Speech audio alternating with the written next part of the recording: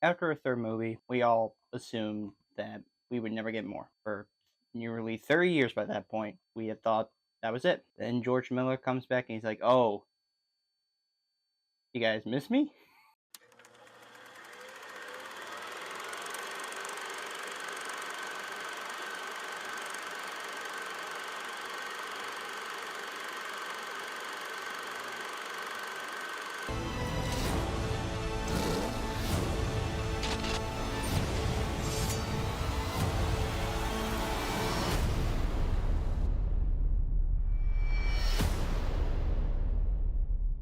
Mad Max Fury Road is once again directed by George Miller and written by George Miller, Brandon McCarthy, and Nico Lathouris. The film stars Tom Hardy, Charlize Theron, Nicholas Hoult, Hugh Keays-Bryne, Rosie Huntington-Whiteley, Riley Keough, Zoe Kravitz, Abbey Lee, and Courtney Eaton. According to IMDb's plot synopsis, in a post-apocalyptic wasteland, a woman rebels against a tyrannical ruler in search for her homeland with the aid of a group of female prisoners, a psychotic worshipper, and a director named Max. People, it had been 30 years. This is going by like 2015. It had been nearly 30 years since the last film.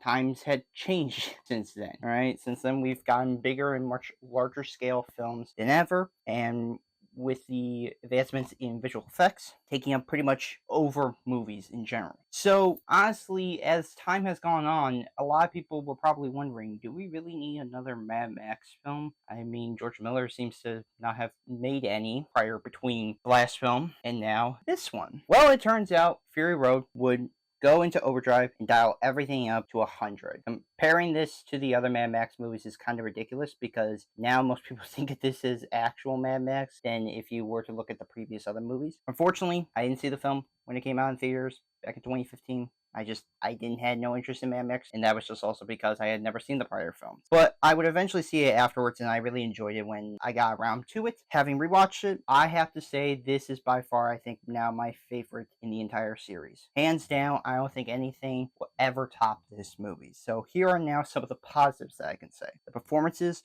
are excellent. Tom Hardy, who would replace Mel Gibson, because by this point Mel Gibson had already gone on to do other things, and honestly at this point, why would he ever want to come back, is deranged and psychotic as Max Rockatansky. While it may be hard to see anybody else than Mel Gibson playing that role, because I understand that he has played it for 3 movies, recognize him with that role and that role only, but Tom Hardy not only captures what makes Max insane, but makes it his own. He doesn't do a whole copy and paste of what Mel Gibson did. He makes it his own. He truly is different compared to him. And I'm really happy at the very least that it is nothing like Gibson at all. I will say the one that does stand out the most and really is the star of this movie is Charlize Theron as Imperator Furiosa. Theron plays Furiosa with determination and vicious intent to reach her destination, that she steals the show from Max himself completely. This is a Mad Max movie, and yet she's the one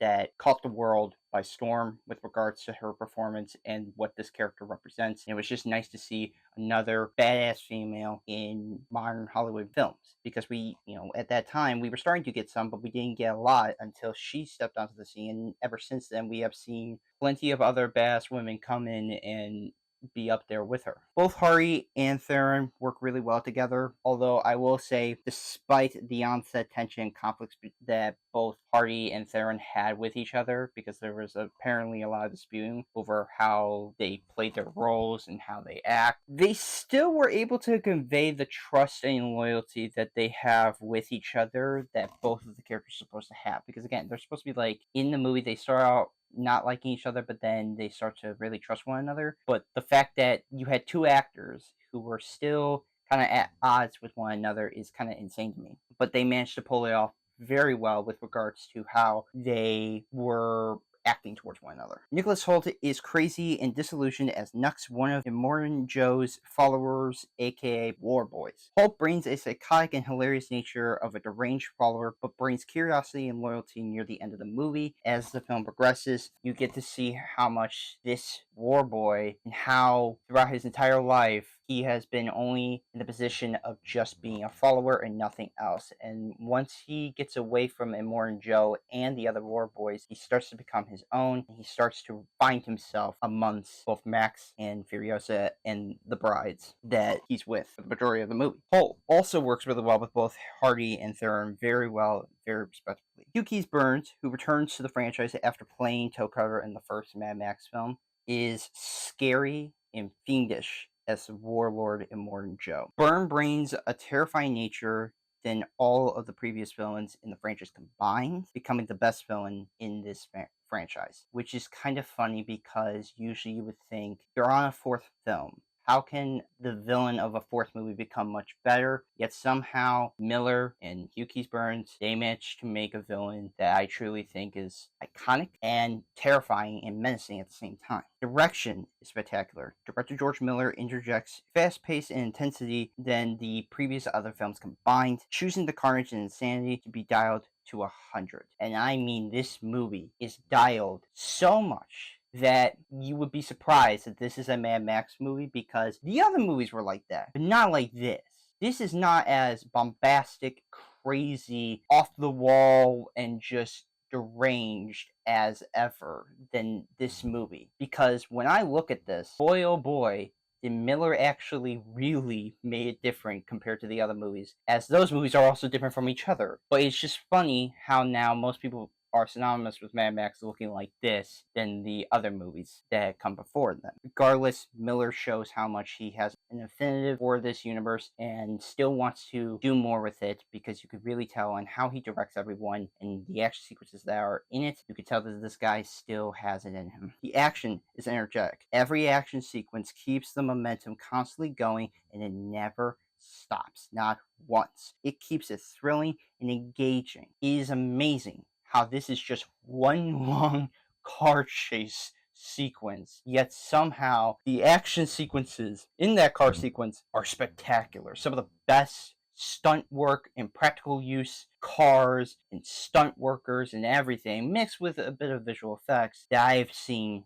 in recent years. It's truly amazing that they were able to keep the practicality there and to make it feel as real and as crazy as it can be. The music is fantastic. Composer Tom Hollenberg, who is credited by Junkie XL, crafts a high-octane and visceral score that makes the film intense and engaging. Definitely some of the best music in this franchise. As much as I love The Road Warrior, I will say that whenever I think of Mad Max, I think nowadays of this score. And most notably, just the music in general, I can say that this feels the most like what Mad Max should be with regards to its music going forward. Because it's amazing how you hear the drums, guitar, and just the violins just going at it, man. And Tom Hollenberg, he truly understands Miller's vision for it all. The cinematography is breathtaking. Cinematographer John Seal captures Miller's vision perfectly, shown with each frame a second.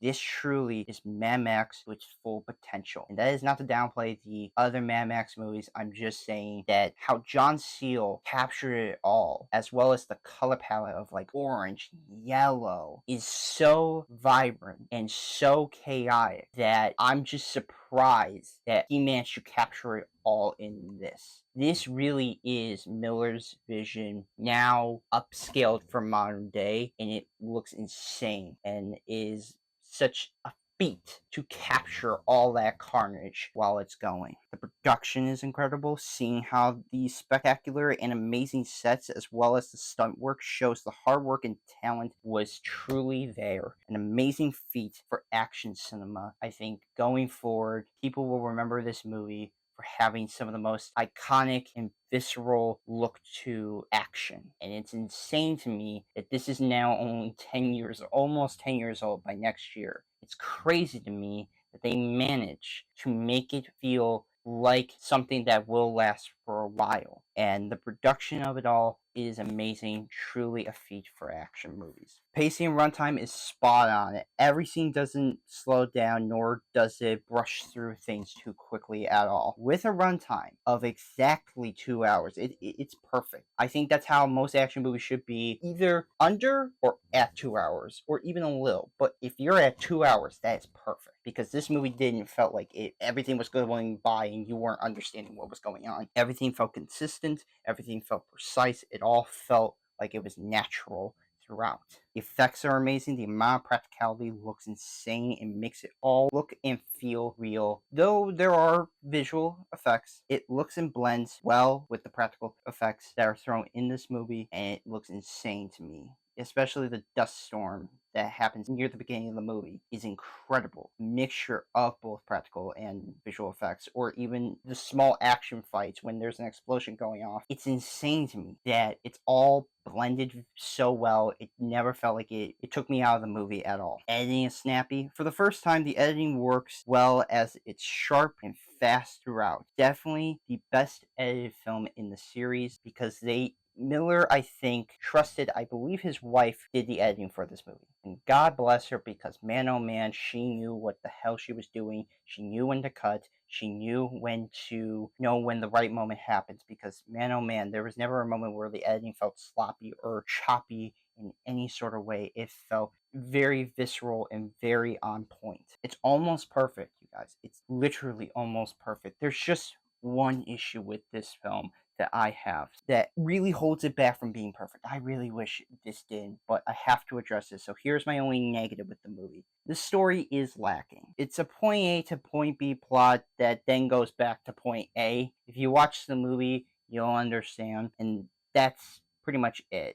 I honestly think there could have been more to this story. As much as I understand that it involves Max being held by the war boys, they take him with them when they find out Furiosa is taking his wives. He's trying to get them back, and they bring him along and whatnot. And I just felt like, as much as I was having fun, I can't deny the story is kind of very bare bones, minimal, to just pretty much set up those action sequences and to just have a blast with it. But I do kind of wish the story was a bit more with it. Miller brings Mad Max to life with this exhilarating and fast-paced film. Though its story could have been more, it manages to be a thrilling time. This truly is one of the best action films in recent years. I love it to death. I think most Mad Max fans will say that this will be in league as being the best one, either that or The Road Warrior, but I think most fans will agree that this one takes the cake. So I am giving Mad Max Fury Road a 9 out of 10. It's an amazing action film. It's one of the best in the series, and I hope it's remembered for years to come with regards to how the practicality and the effects, the production of it all, the cinematography, the music, but really just the action itself, I think is alone that it should be remembered for. So I will now be giving my review for Furiosa, Mad Max Saga, and then soon Garfield, and then May movies are done. So yes, look forward to those reviews. Another movie, TV show reviews coming soon.